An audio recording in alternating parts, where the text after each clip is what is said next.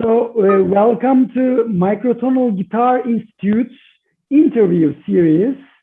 I founded the Microtonal Guitar Institute in 2016, and since 2016, what the Institute is doing is mainly organizing the world's first microtonal guitar competition for arrangements and compositions. But finally this year, I also decided to make interviews with my favorite musicians. And I started, yes, here we go. I started the series with the honorary president of the Microtonal Guitar Institute, who is Dr. John Schneider. So it was my first interview. And now the second interview is the beloved William Allaudin Mathieu. So welcome to the interview, Allaudin. So nice to see you. Thank you. Very glad to be here, Tolgahan. It's an honor that you invited me, and here I sit. Okay, great. Allaudin, first I would like to introduce you to my audience, because most of my audience are young guitarists of the world. I'm sure some of you already know you, but I am sure some of them don't know about you. So I would like to introduce you by reading your short biography from your website. So William Allaudin Mathieu is a pianist, composer, author, and teacher.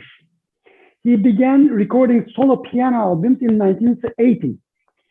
He has composed a large variety of chamber pieces, choral works, and song cycles, and has written 4 books on music. I know that the 5th is coming, so we will talk about it later. Yes.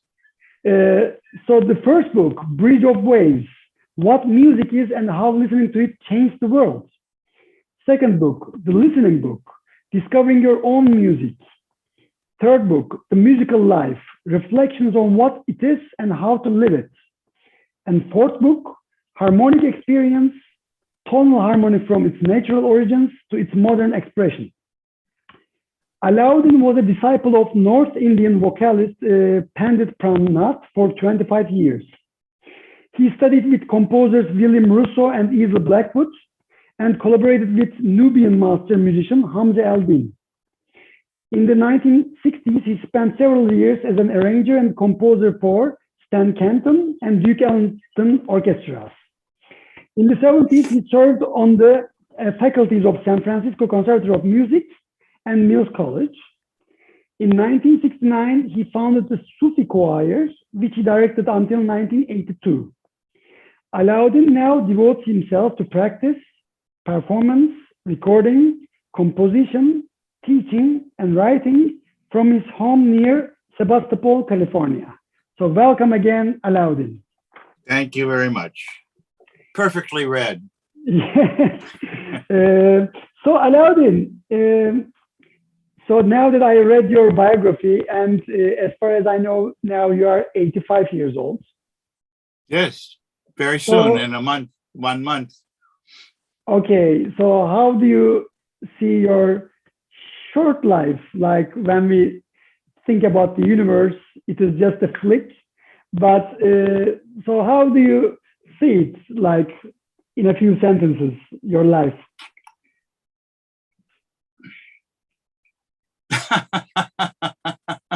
You go first. I'm 43 years old, so I cannot go. Well, the longer I live, the gladder, the more happy I am to be here. I am very much in praise of the beauty of this world. I also live and increasingly live in the suffering of the world. And what's happening now in the entire world is very sad-making. But then there's you, Tolga, and there's me, and there's our wives and children, And there's music, thank God.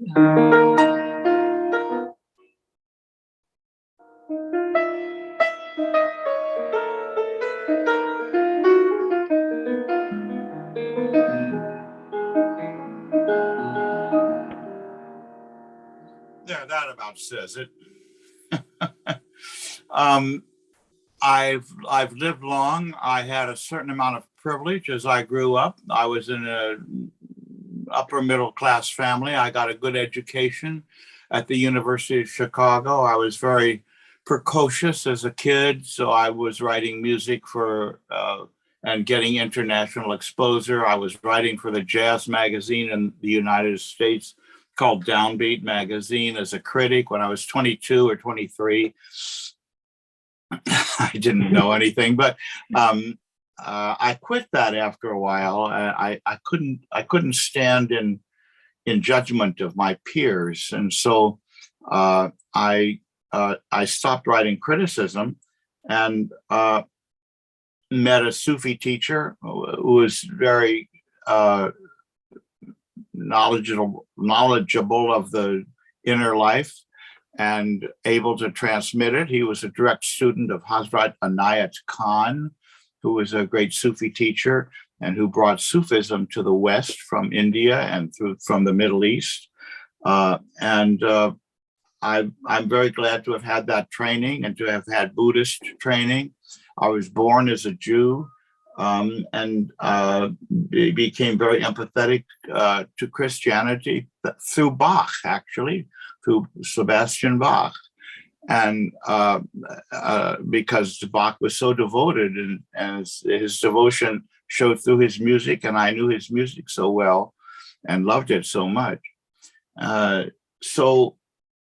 I learned to be a teacher and to write about books. But mainly, I think of myself as an improviser.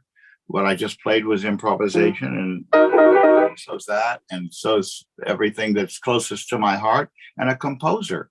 And my composition informs my improvisation, and my improvisation informs my composition, like you, Tolga. And this is the way I live. I have a wife who loves me and whom I love deeply. We've been together for 45 years, and it's a great blessing to be alive. I'll be out of here in a certain number of years and very happy to have lived. Wow, great, Allaudin. I have many questions, but also, I don't want to make it so long, but I will start right away. First, I would like to tell the audience about how I met you. So my teacher, Michael Ellison, my teacher and friend, Dr. Michael Ellison, is a student of Allaudin.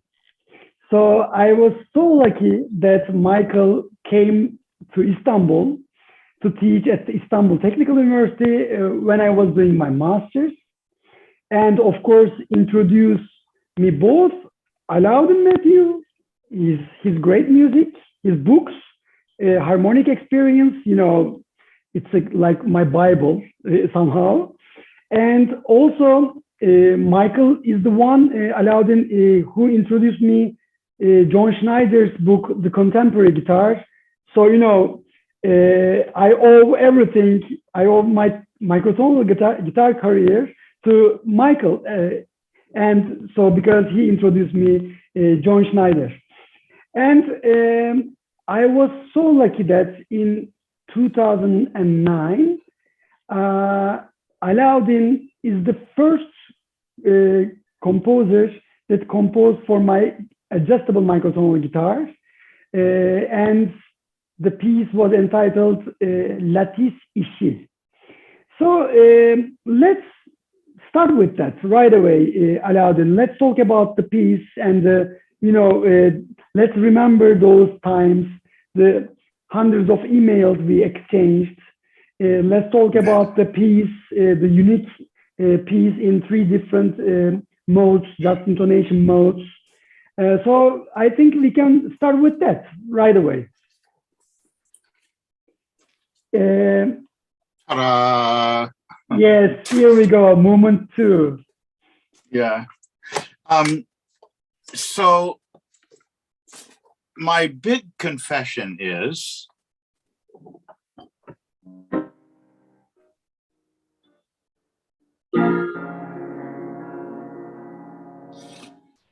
I cannot play the guitar.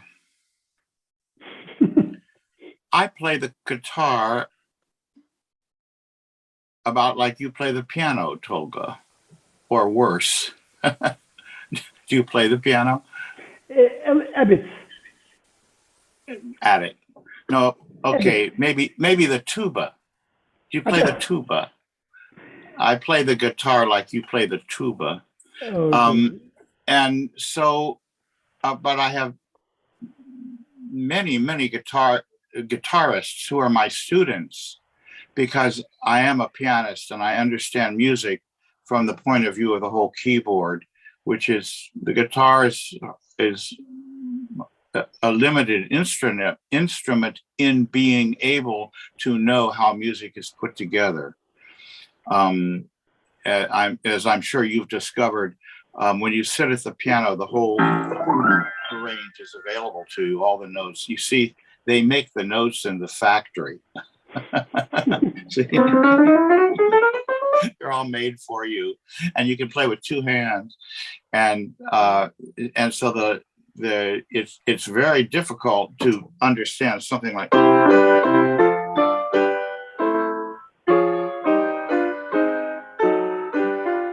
it's really hard to get that on the guitar because to get all the 4 parts always moving like that, it's just very, very hard to do.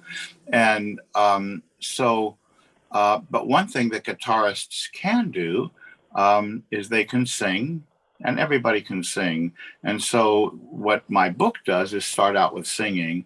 And that's how I have approached music generally, because I know where the tones are. They live in me. I studied Indian music, as you said, from Pandit Pranath for 25 years. And so I can reproduce the tones of just intonation. When I found out what just intonation is, it was like seeing in color for the first time. The piano is quite wonderful. And when I play this, you know what I mean, but that's out of tune. That's just not real. This is just not a real harmony.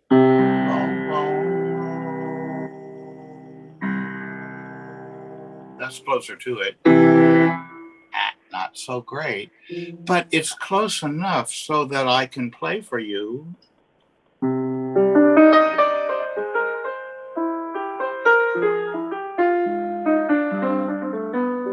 Or I can go.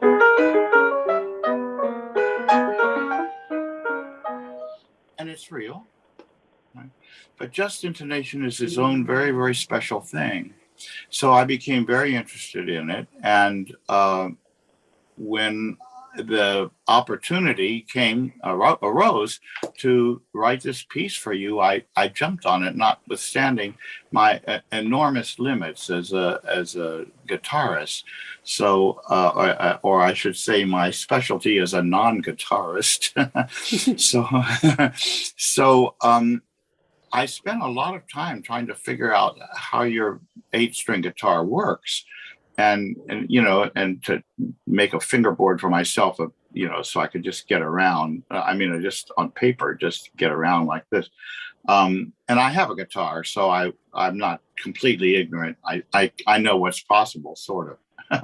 And one of my regrets, I gotta say, Tolga, even if it's for 70,000 people, I gotta say, one of my regrets is that had I understood a little bit more about your instrument and about guitar playing, the piece would have been a lot easier for you to play and for others to play. Yeah.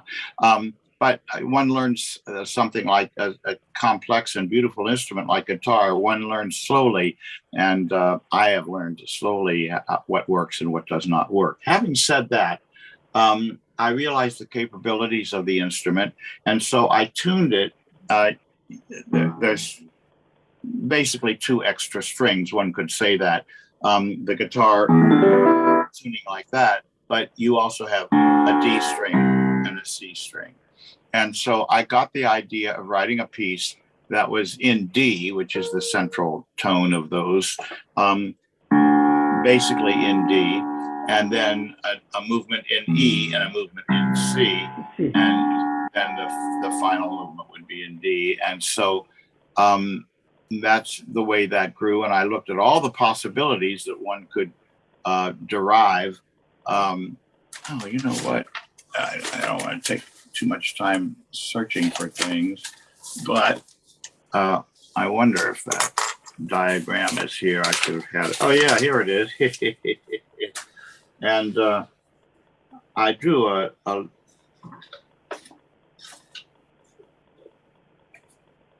maybe some of your viewers would be familiar with this. Yeah, lattice.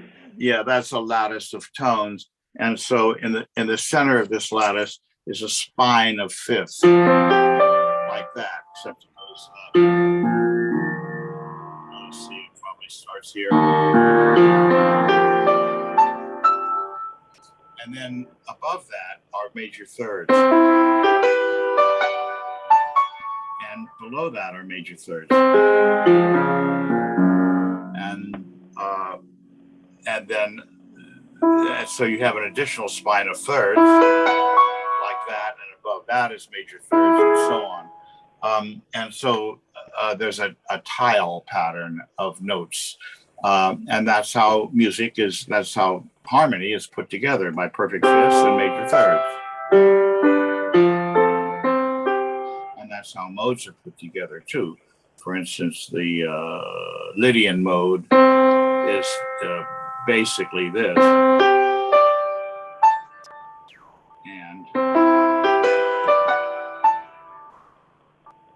And that's 7 notes. Here's the fifths, and here's the thirds, and here's the notes, and here's the scale.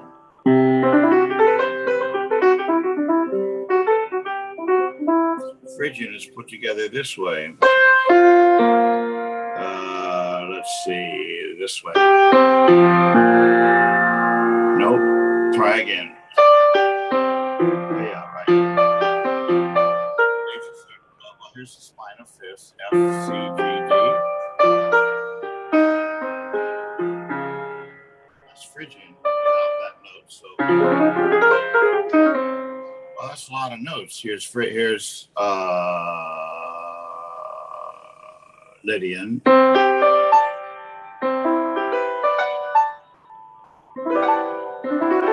Here's Phrygian.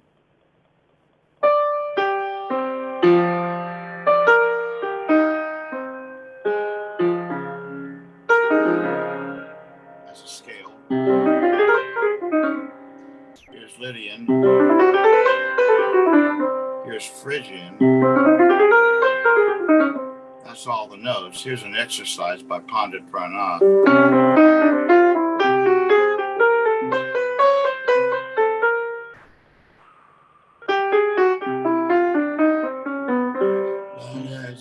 I don't know if I can do this. I've lost my singing voice, obviously. Ni sa re sa ga re ma ga pa ma da pa da ni da sa ni re sa ni sa da ni pa da ma pa ga ma re ga sa re ni sa.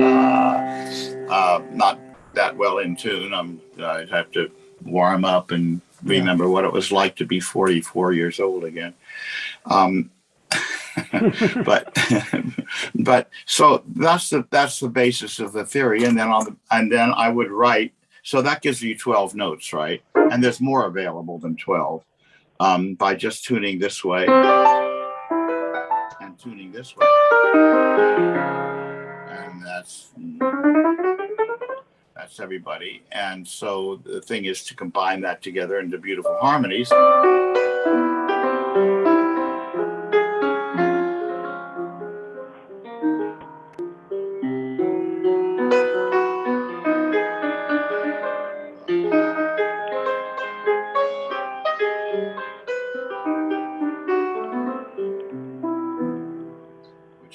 piece, but not all that distant from the way your piece was put together. So then I had to figure out how if the piece were in D, how that would sound and be played on the guitar. And I wound up with this extremely complicated drawing like this, so that what's encircled in green is in D, what's encircled in purple is in C, and what's encircled in E is in orange. And that gives a lot of notes, because you get new notes in E. Starting in D, you get all the notes in D like that, and then you get all the notes in C, which adds some flats, and you get all the notes in E, which adds some sharps. There's a lot of notes. And the idea was to organize that and to make it into beautiful music. So once I had the idea of what my harmonic space was, I just forgot about it and started to write the most beautiful piece I could for you. Yeah, it was beautiful. It worked out pretty well. But one of my model is Hamza Allaudin, who is an oud player, and you will laugh, Tolga. He's an oud player and was a very, very dear and close friend for 30 years. He died in 2008, I think. He was born in Nubia, and his village was covered by the Aswan Dam, and he became a citizen of the world. He was educated in Italy and in other countries. He came to America. He lived in Japan for a while, and spent time in Cairo, of course, and was just an extraordinary musician, not that well known in the world. He had a world reputation, and I was so fortunate to be a real close buddy of his. We were very dear friends, and so he was my model, and to some extent his sound was in my head. But what I found out, to my dismay, Tolga, is that an oud is not a guitar.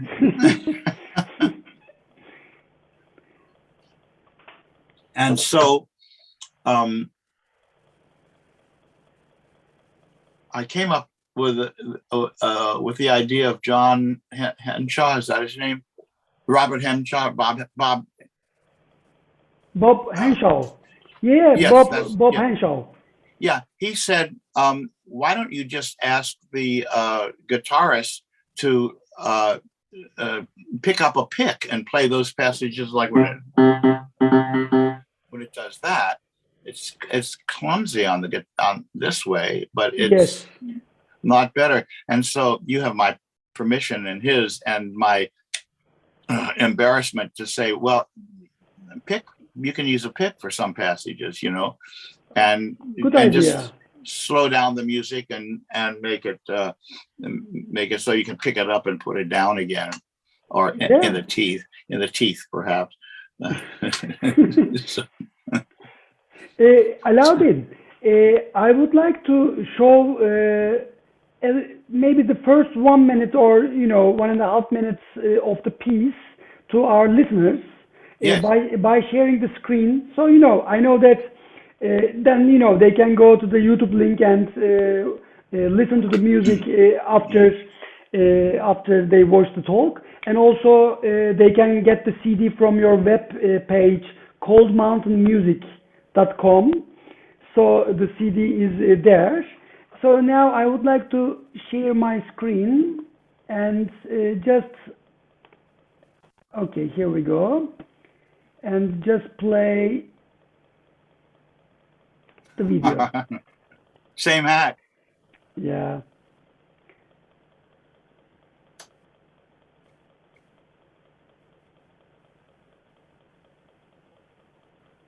Oh, there it is. Here we go. 3 modes, C, D, E. Yeah. Here's the crazy fretboard. Crazy fretboard.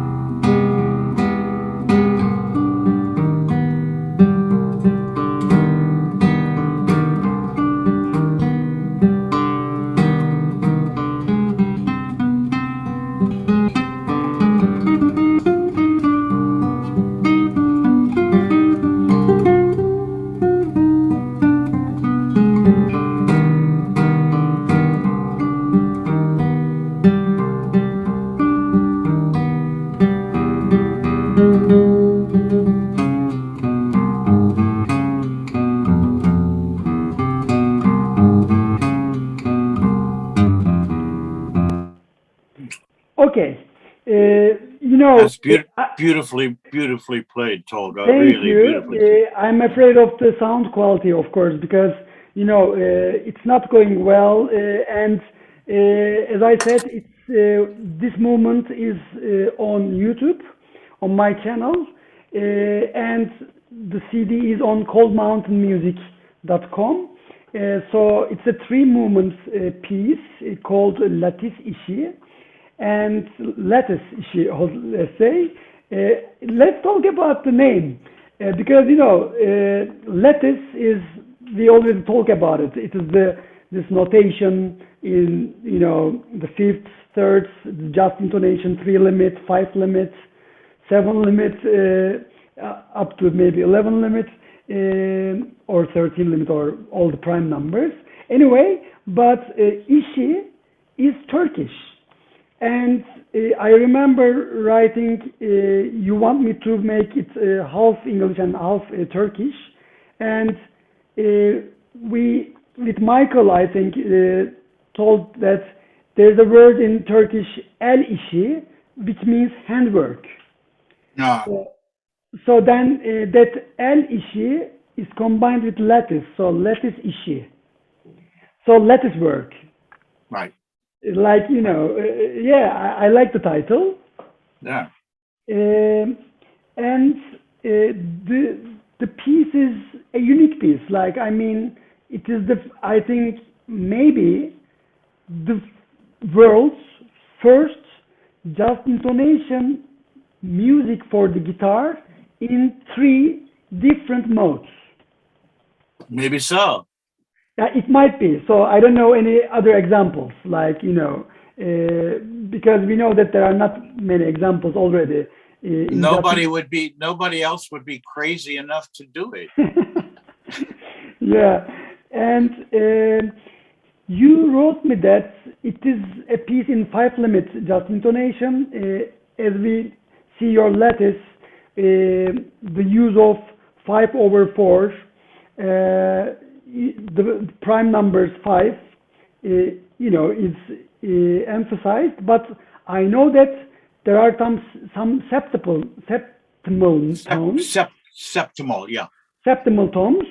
So why didn't you say that it's also 7 limit? Because we have some septimal tones.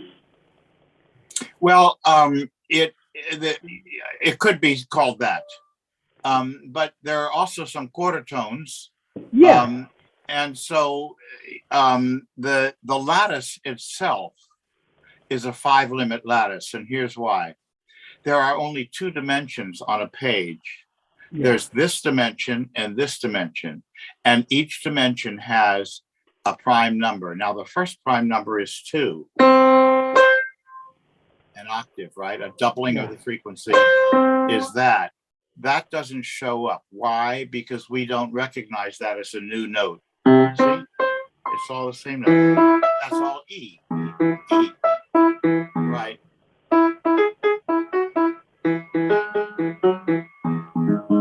It's all the same song, right? But those are different notes, right? But so the 2 doesn't show up. That's maybe not so pure, but we forget about octaves. They don't really make what we call harmony. This is not really harmony. It's unison, or it's I don't know what you'd call it. It's the same piece, whereas this, that's harmony, or that's harmony. So there's no 2. All the prime 3s, which in music sound like this, actually like this, all the prime 3s are in 1 dimension on the lattice. All the prime 5s, which are what we call major thirds, they're on this dimension on the lattice. Now I've run out of dimensions.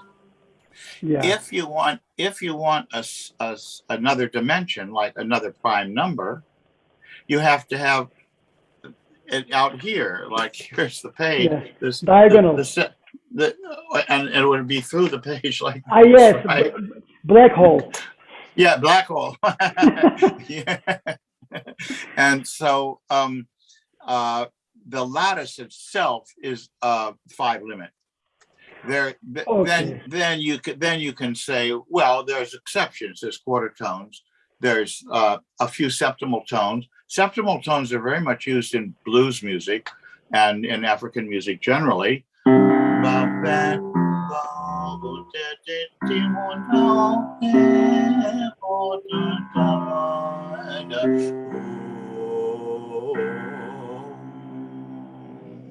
the piano, you get that this way. On the guitar, you bend it or you pull it, right? Yeah. Right.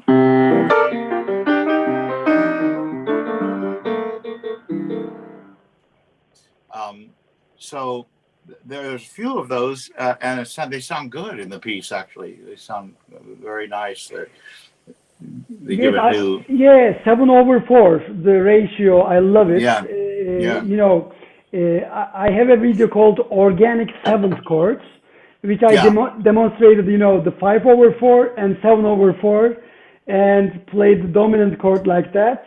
That's right. E right. Organic seventh chord, I call it. Right. Right. And those quarter tones that you use, like they are in between the minor third and major third, just in precisely between. I love those. This is not in Arabic theory. It's not described that way, but the quarter tones as they are used in the Middle East. Here's my discovery. I was, like I said, Hamza was the great master of quarter tones, and Hamza Allaudin. And I tried for 30 years to get him to tell me, what is a quarter tone? How do you tune it? Because there's so many different theories about where it is. I have my own theory. And theoretically, it is exactly between the major third and the minor third, which is exactly the same thing to say as it splits a fifth. You take a fifth like E and B, and you just split it exactly in half, and it will be between those two notes. Okay, so 350 cents. Yes. Or 351 if it is the perfect fifth. Right, that's right. So the cents aren't quite, they're rounded off. So yes, it actually splits 351 cents. I don't like cents. Cents are they're not a just interval. They're a logarithmic interval, which has to do with it's like equal temperament, divides an octave up into 1,200 equal parts. That's okay for measurement and for understanding, but splitting a fifth is the way I understand the quarter tones. But when I listened to Hamza over and over, as I had many concerts and many just sitting in the room with him playing, and we made collaborations together too, I realized that the quarter tones would lean a little here, a little there. And I said at one point, after knowing Hamza for 25 years, I said, Hamza, we've been close friends for 25 years. I have been asking you where you put your finger on the oud fretboard or fingerboard. Where do you put your finger? Now I am calling on our friendship of 25 years. You can't get out of this question anymore. Please tell me where you put your finger. And he said, well, sometimes I put it here, sometimes I put it here. And I finally understood about quarter tones. And they are exactly what he said. They split the fifth, but you can lean your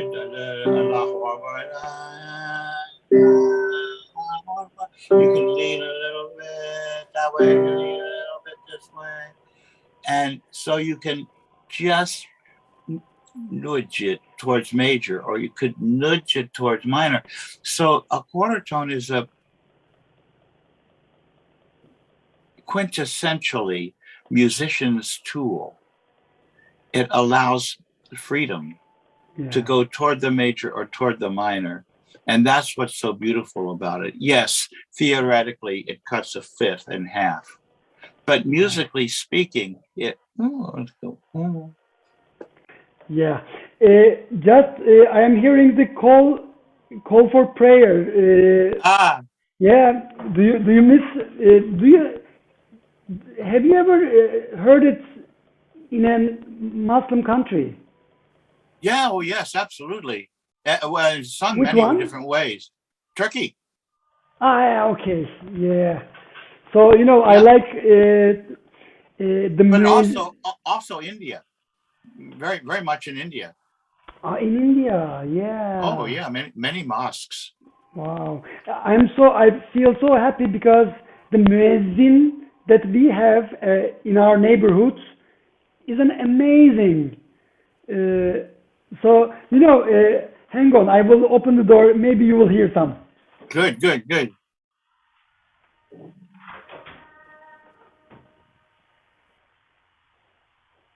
He just stopped.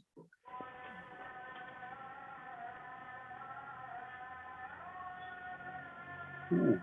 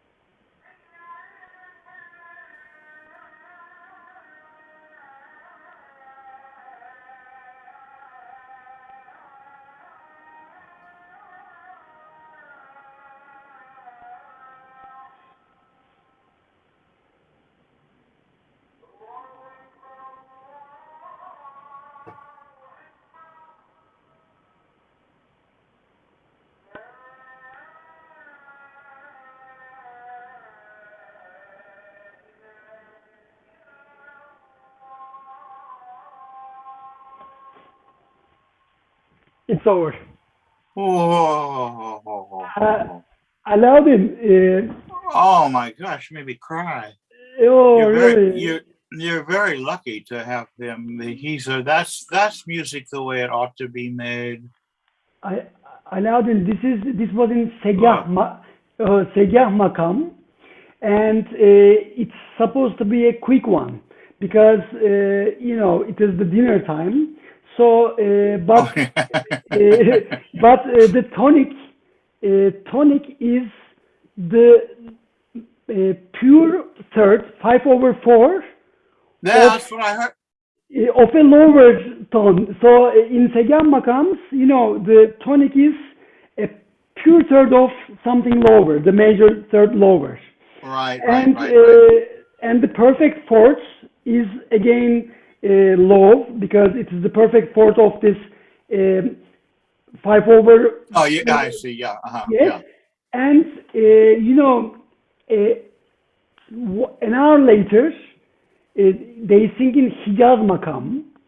He sings in Hijaz Makam, and each time with my wife, we remind ourselves he started because he's amazing. But I'm so happy that we experienced this together with you. Thank you so much. Oh, that was. You Oh, don't hear that. You don't hear that very much. But you do. yes, but it's not. It's not something that's like popular or well known. I mean, that's a very high level of musicianship. That's very good. yeah. Yeah. So. Why does God have all the good music? well, no, the devil has some too.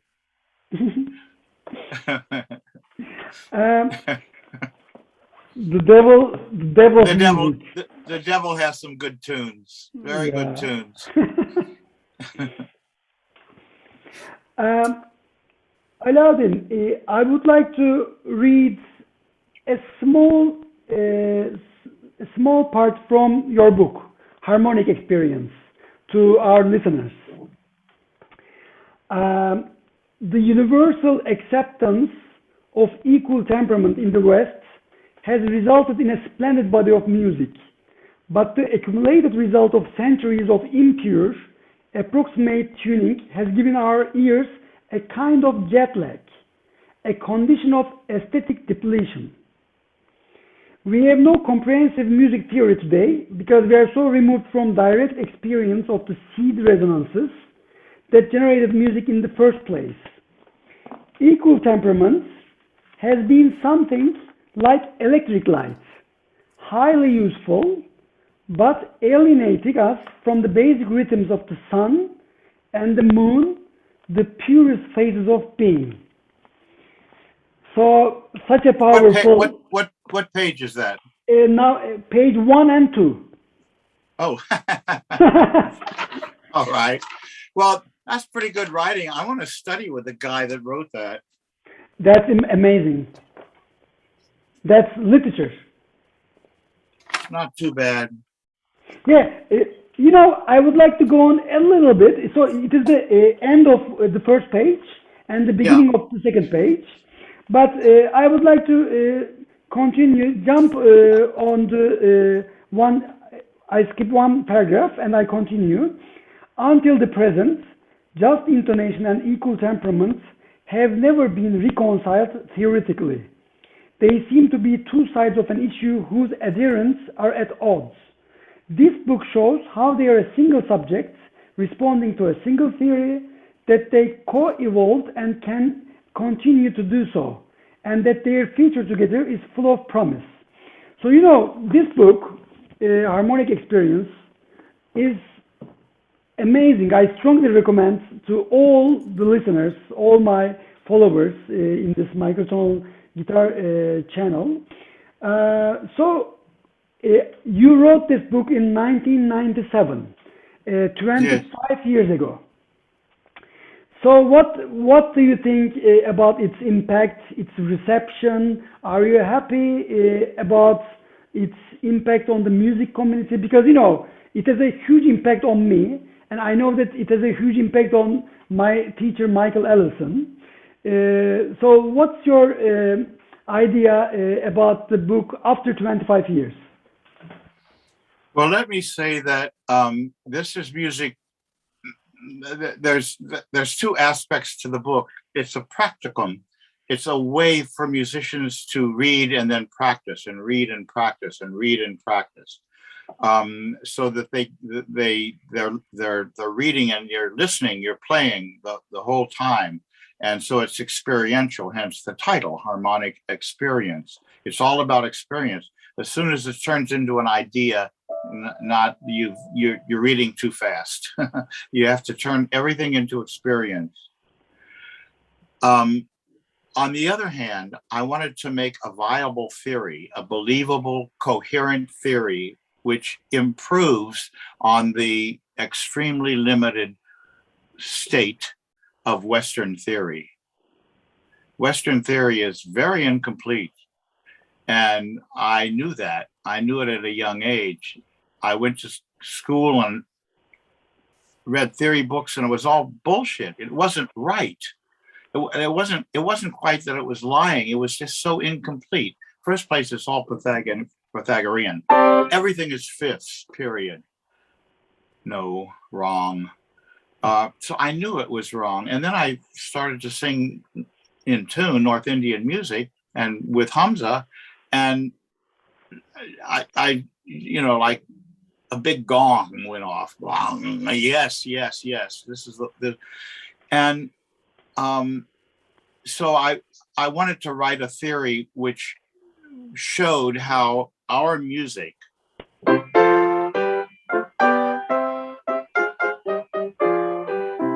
comes from ancient music, that it's a single evolution. It's not a break. And so I wanted to write a theory which was academically acceptable. And I thought I had done that. And after the book had been out for about 15 years, I became a good friend of a guy named Robert Morris, who at the time was the chairman of the music department at Eastman University in Rochester, New York. a very good conservatory. And we became friends, and I had been teaching academically for a long time. So I knew something about academia. I hadn't taught there. I hadn't taught in school since 1980, but I had my fill. And so, and he was an academic of extraordinary capacities and very sympathetic with my book. And after about 15 years, the book was out, and I said, Bob, or about 10 years, I said, in a phone conversation, I said, Bob, why aren't academics beating a path to my door? Why do they look at the book askance? I got an academic review that said, well, he wrote all the examples himself, and he just is a self-taught person because I don't have a PhD, right? And so, you know, it's they sort of dismissed the book, and one review said, "Oh, and everybody should buy it," right? So I said, "Why is this?" And he said, "Allaudin, you have to wait for all of the old guys to die off." Oh no. And I realized that that was absolutely true. And guess what? The main readership of this book now is people under 50, many people in their 20s and 30s. Exactly. Now, 25 years after the book came out, the book has tremendous word of mouth. And there's a guy named Adam Neely here. Do you know who that is? Of course, of course. Adam, he loves my book. He goes, he yes, said, the best blurb ever. He said, there's a miracle on every page. So it is going bestseller, I think. Do you see a tremendous rise in the sales? Yeah, tremendous. It's in its 18th printing. Wow. It's sold about 16,000 copies, which for a £3 book is pretty good. 16,000, that's revolution. For publishing and not in school, a little bit in schools. And now it's just beginning to be adopted for courses, right? Yes. But you see, you can't teach this in a semester. It's a lifelong study, you know. So yeah. So I tried to teach it in a semester at Mills recently, Mills College here. And I failed. I couldn't get it. It didn't work. It's a life study. And so, I mean, you have to learn to sing in tune. Old guys sitting in their academic desks don't want to learn how to sing in tune.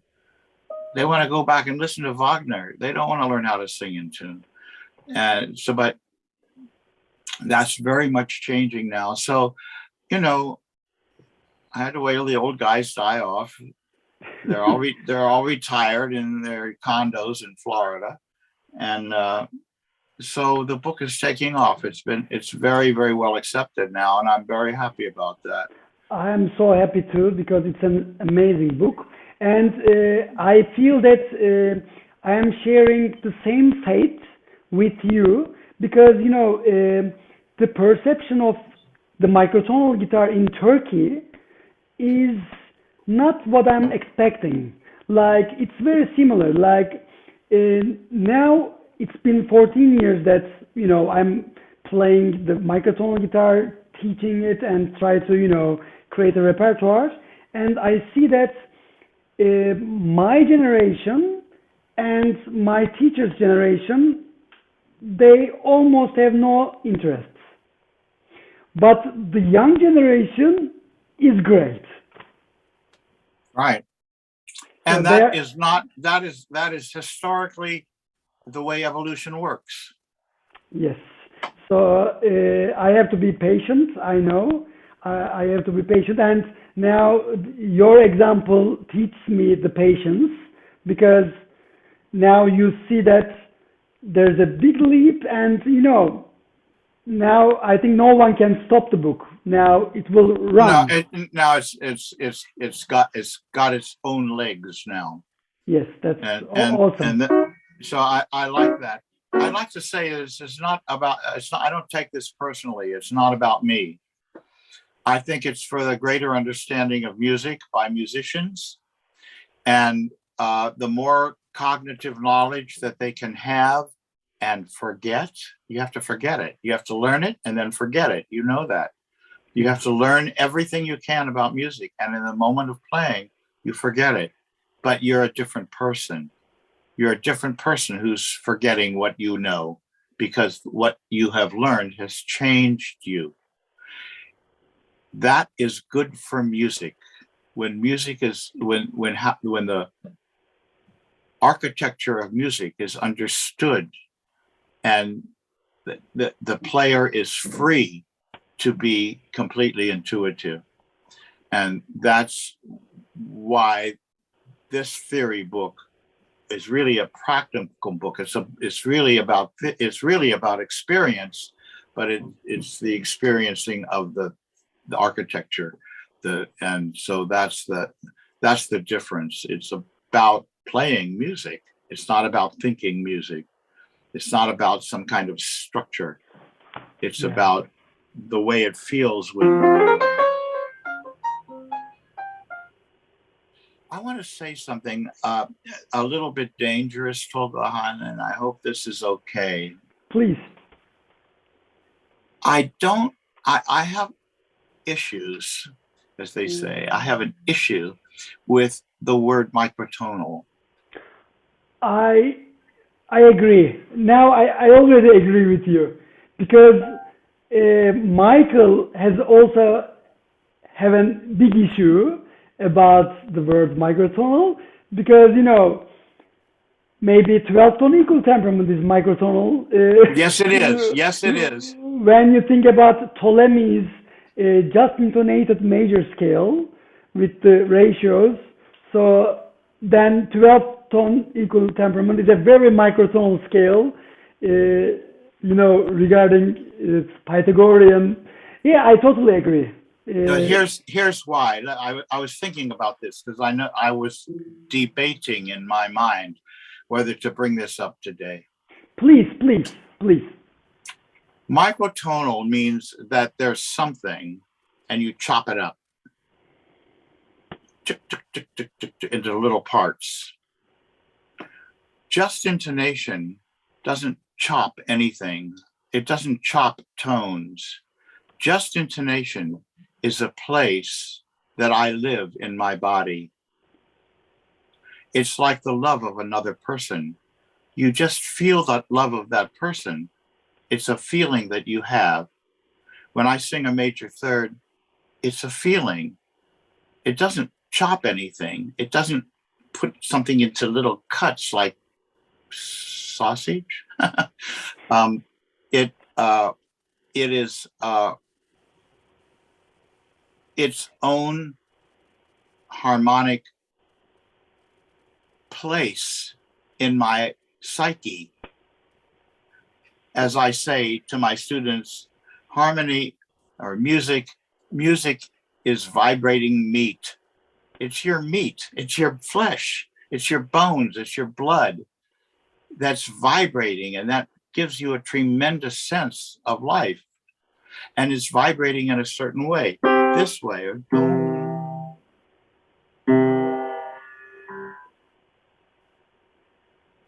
you can get lost in a major third, a pure 5/4, and it's not chopping anything. It's just a place that you live. It's a room in your house, right? So microtonal means you take a tone, a whole step, and you go meh, meh, meh, meh, meh, like sense. Sense is a microtonal measurement. It divides the octave. It divides an octave into 1,200 equal parts, right? So that's got 100 parts, and then we chop that, and we chop it some more, and we chop it some more. No, nothing is chopped. When I make this rhythm, can you hear that? That's not chopping anything. That's 2 against 1. When I do this, That's a groove.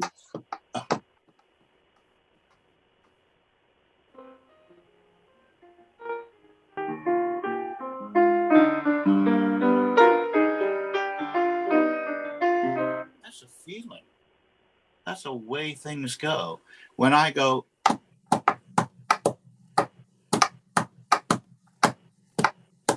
I'm not chopping anything. I'm in a groove.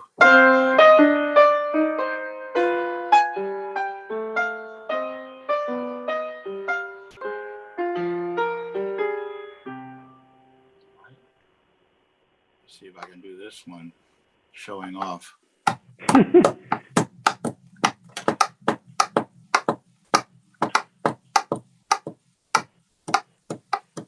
That's 5 against 4. You don't hear that again in music much as an actual expressed rhythm, but we could learn it.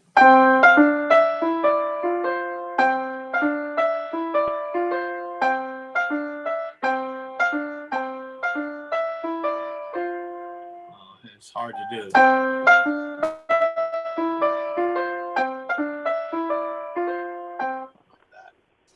Wow. So these things cross with one another like Mbira rhythms.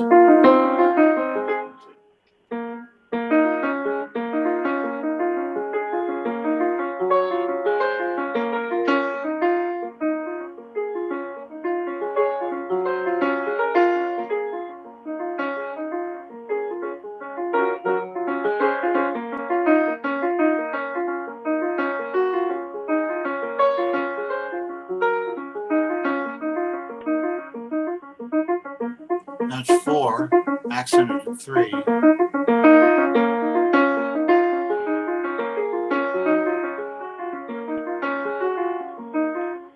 These are feelings.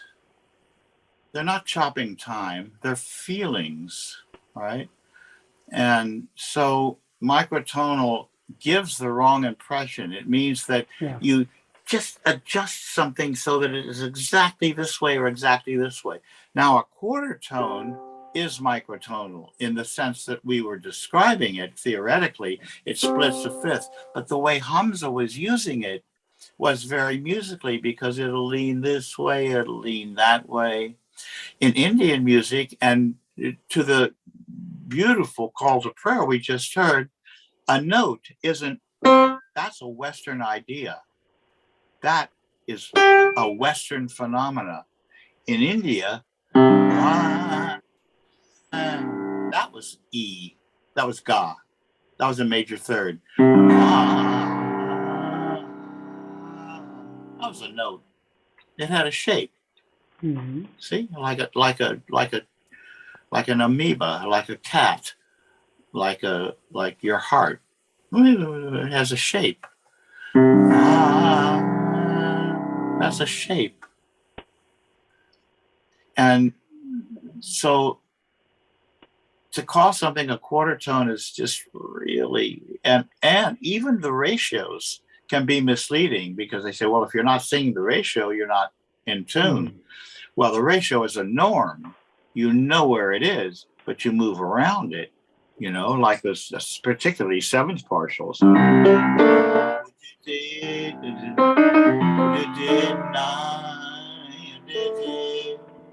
When I know exactly where it is, but I'm moving around it like that. Well, sometimes I put my finger here, sometimes I put my finger here. Right? So that's my problem with microtonal. Yes, I totally agree. The only problem is because I'm a guitarist, and guitar is such a instrument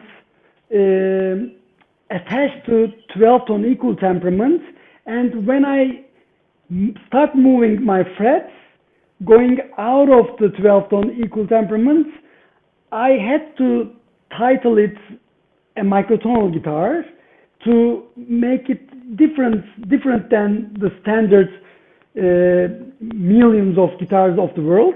Right. And then after a while, the word microtonal attacks on me. Like, you know, people are saying like, oh, that microtonal guy. That microtonal guy on I know. So, but I totally agree with you. Maybe, in the future, I will do something else to change this impression. It's funny. It's like when you're a kid, sometimes you have a nickname. Like I know a really strong guy, an athlete, and his mama would call him Bunny. Hey, Bunny. And, Bunny. and so his classmates started to call him Bunny. And now he's known as Bunny. That's his name. Bunny. Yeah. And, and he wants to be Rudolph or something like that. So what are you going to do? So I agree. But I'm glad to hear your response to this, because it is you have to, you have to wait till all the old guys die off. Maybe that's us. No way. But your students prepared me for this question, so I was being prepared. So, Yeah. Allaudin, I have three more questions. Okay. Then I don't want to hold you long. Of course, I can talk to you for all day. Like, it's such a pleasure. No problem. Bring the wine. Yes, bring the wine. So, my one of three is, now we talk about harmonic experience and your other three books. So in total, you have four books. You wrote me that you are working on a memoir. So can you talk about your fifth upcoming book? A little bit. It was not difficult for me. I should say I don't like writing. And it's not that I don't like writing. Writing is words, and words are not. This is not a word. This, pay attention. That doesn't mean anything. That's this. But when I say microtonal, or I say just intonation, or I say glasses, it means something. Music doesn't, in its pure form, doesn't mean anything. And when I sit down to play,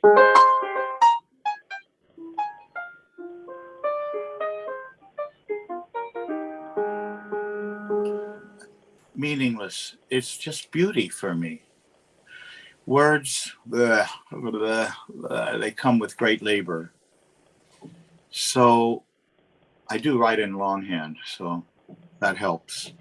But when I'm writing about music, it's not so hard, because music is where I live, and I can talk about it, and I speak okay. So, and I like good writing. I like good poetry. I love Jalaluddin Rumi. Is my prime teacher.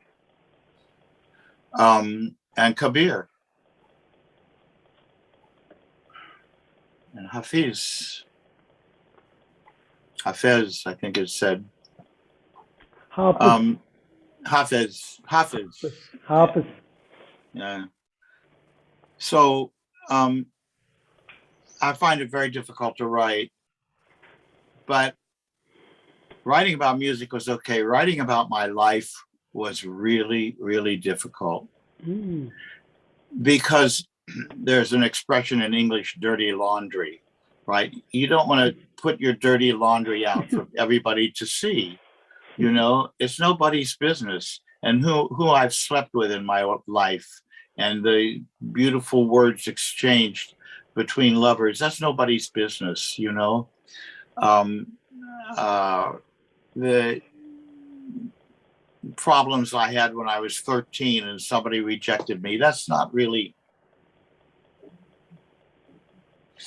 And yet, maybe something happened when I was with a woman that changed my life, or maybe that rejection when I was 13 changed my life.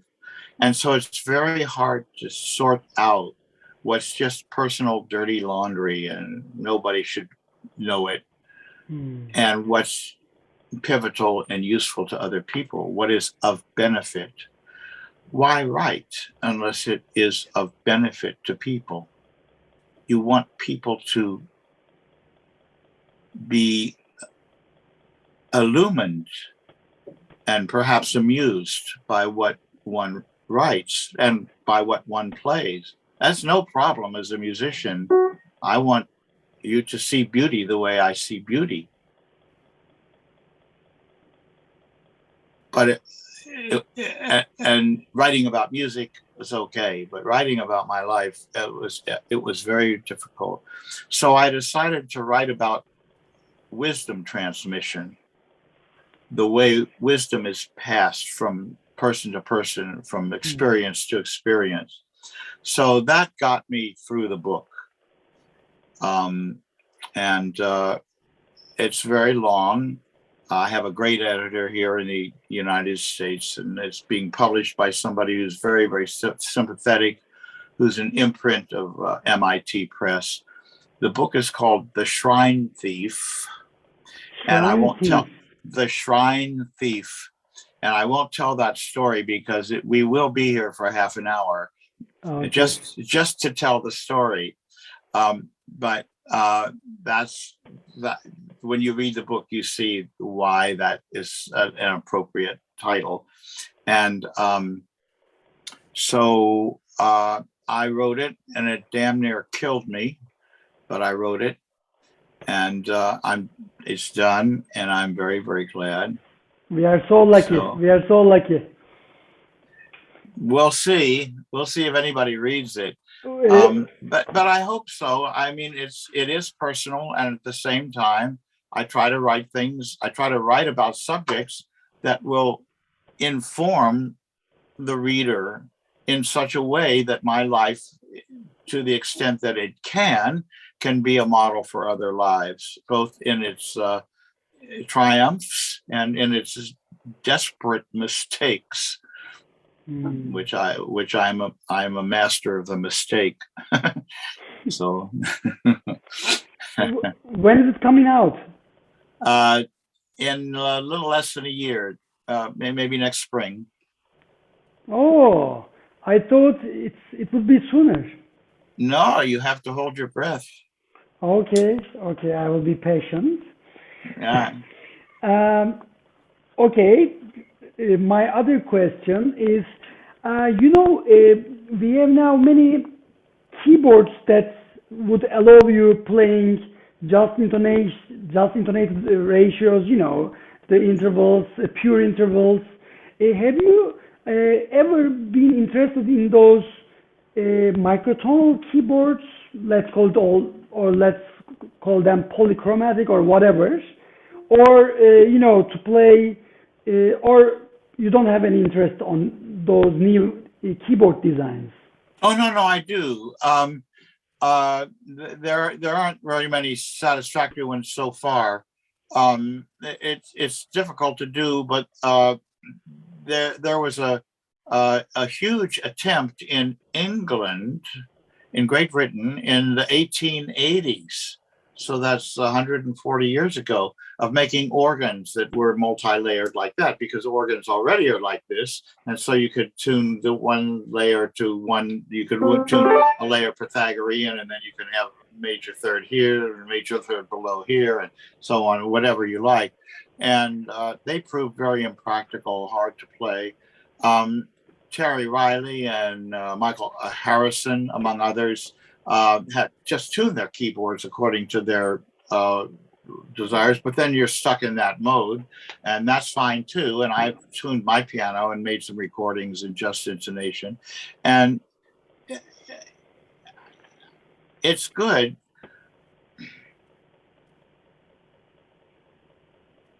It is good. It's a good thing to do, but it's also very limiting. Yeah.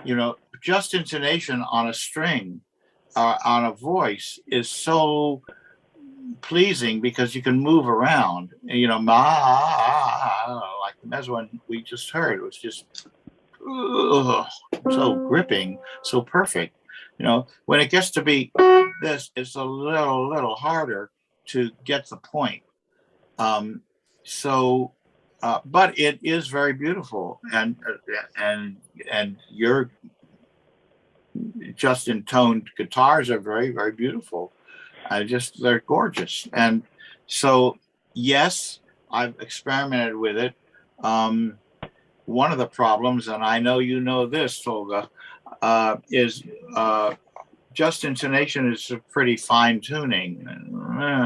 And it's really easy to, you sneeze and your guitar's out of tune. You know, the joke is that string players, all string players, they spend half their life tuning and the other half playing out of tune. And so it's very hard to do.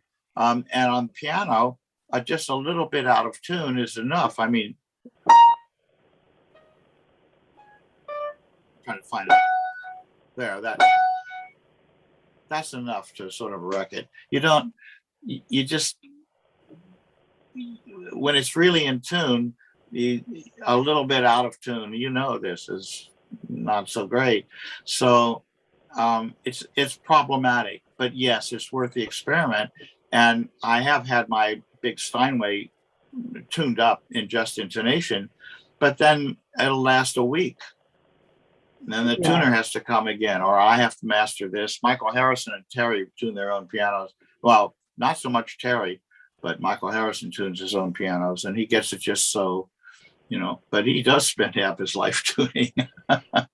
You know, it's arduous. It's very difficult to do. There's a lot of notes on a piano.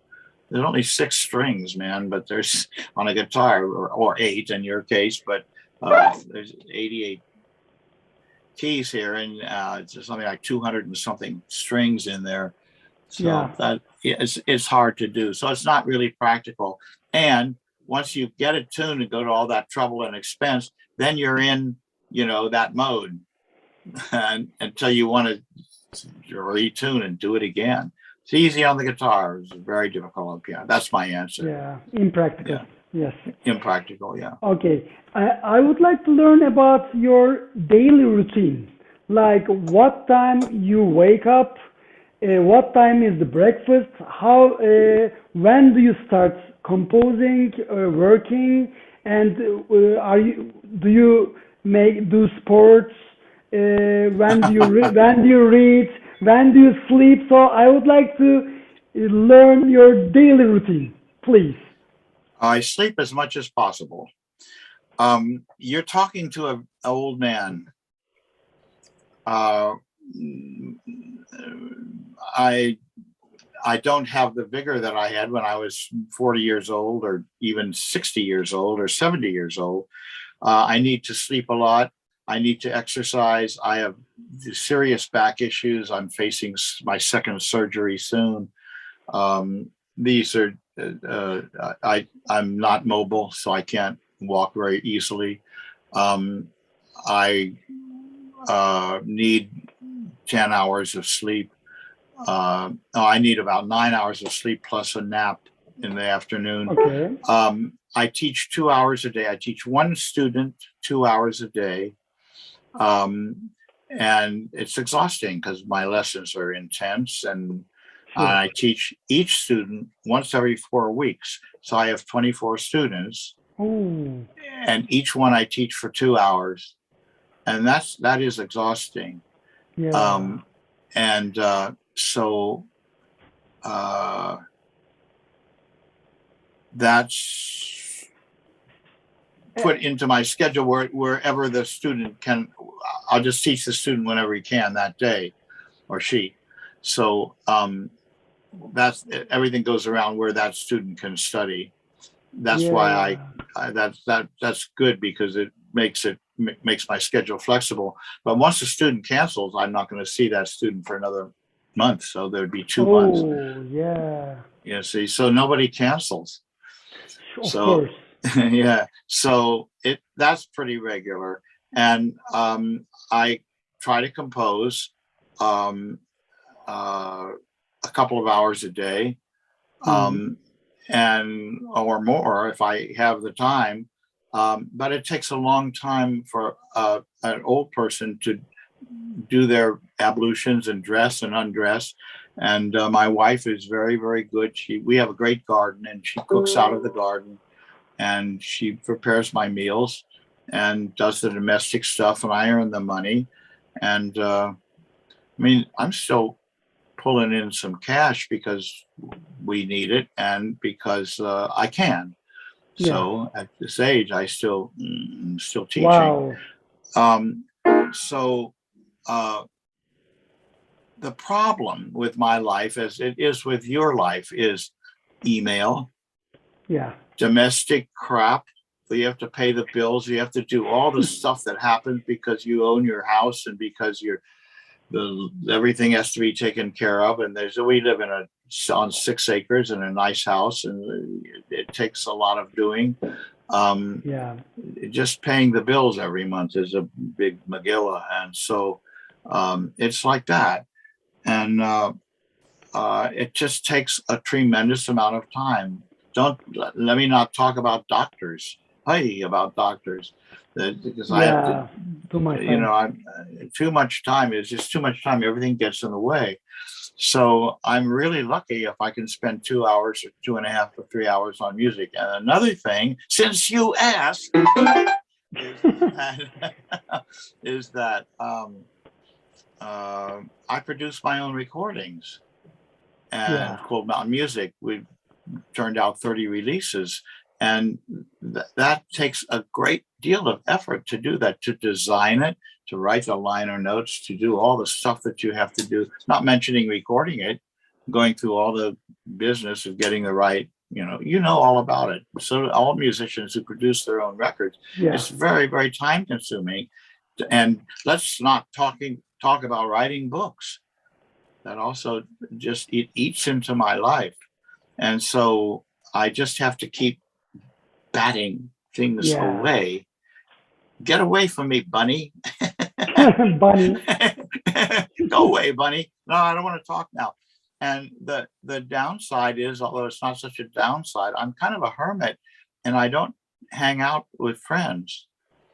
I just don't. I talk on the phone as little as possible. Hey, man, what's happening? Not much. Because everything takes away from, here's my current project.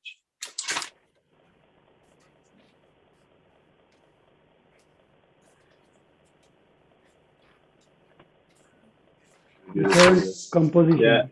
Everything, the present composition, everything takes away from that. What is its name?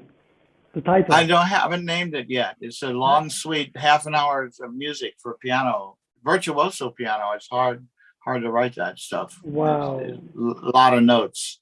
Wow. Lots of notes. I mean, sometimes it's simple. Sometimes it really gets going, like that. So a lot of notes to write down. So that's what's going on now. So my life is characterized by brushing things aside, so I have this holy hour or two where I can work on what gives me the greatest pleasure and what I think is of most benefit to human beings. I think making my own music, and I've written my books now, 5 books. That's enough. I want to spend the rest of my life, the time that I have, writing pieces, because that's even though I'm chagrined to say that I'm much better known as an author than I am as a composer or as a performer. Composition is where my heart is the most alive.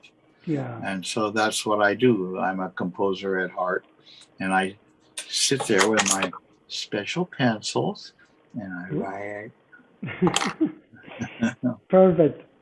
Allaudin, last thing, what I learned, I'm 43 years old, so, and what I learned, one thing from life is, which is a little bit basic,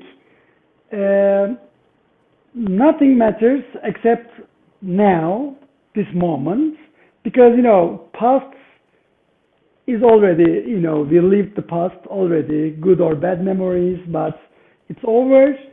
Future, nobody knows what's going to be happening in 5 minutes, in 2 months, but what maybe we know is now, this particular moment, and I always try to remember this and try to appreciate this miracle.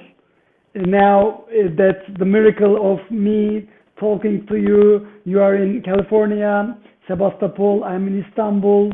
We've been together, and so for this moment, now that you listen to this call for prayer in Segah Makam, can you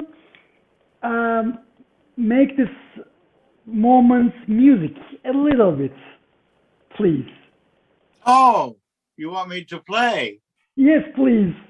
Yes, that's why I love to improvise, because even though we can talk about living in the present, and that now is what we have, and now is what sacredness is, and blah, blah, blah. When we're playing music, it's realized. So, yes. Oh, thank you.